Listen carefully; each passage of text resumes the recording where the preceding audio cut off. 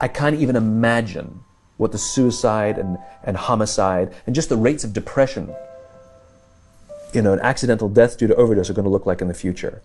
It's going to reach epidemic proportions. It's already, the statistics are already alarming, and yet nobody's sounding any alarm bells.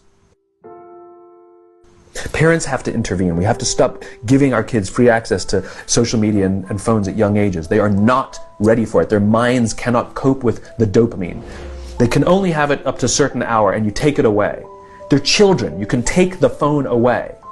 We've got to intervene as parents. But as companies, we now have to deal with the influx of kids that are coming into our companies with addiction. Watch, I see it all the time. Walk through any office. You'll see the older employees have their phones on the sides of their computers as they're working. You'll see the youngest employees have their phones face up in front of their keyboards between their arms as they're working. And this is how they work.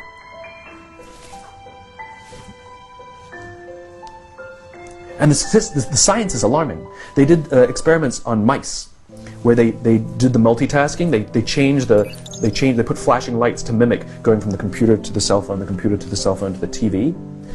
The mice that were exposed to the changing lights, it took them 3 times longer to solve a maze than the mice that weren't, and the damage was permanent. There is a subconscious reaction to these devices when we use them, okay? What if I were to hold my phone while I'm talking to you? I'm not checking it, it's not buzzing, it's not beeping, I'm nothing, I'm just holding it. Do you feel at this moment that you are the most important thing to me right now? No, you do not. Because there is a subconscious reaction we have to the device. When it is out, it makes the people around us feel that they are less important. So when we're walking down the halls in our offices and somebody says, hey boss, can I ask you a question? We go, sure, what's on your mind? We've just told them they're not that important. Or we can go, sure, what's on your mind? And if you don't have a pocket, find a shelf, put it on the shelf, come back and say, sure, what's on your mind?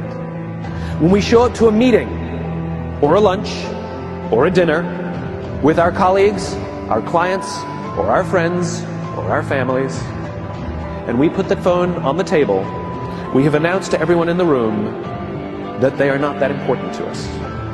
And by the way, putting the phone upside down is not more polite.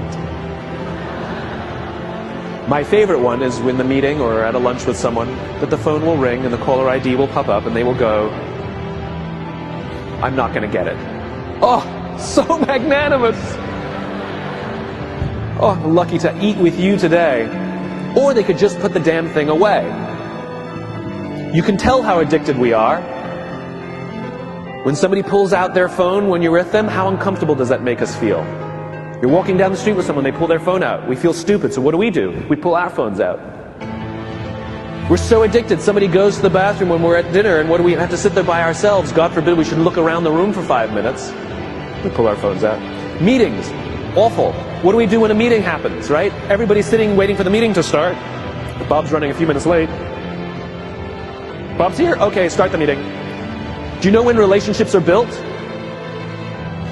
All that in between time.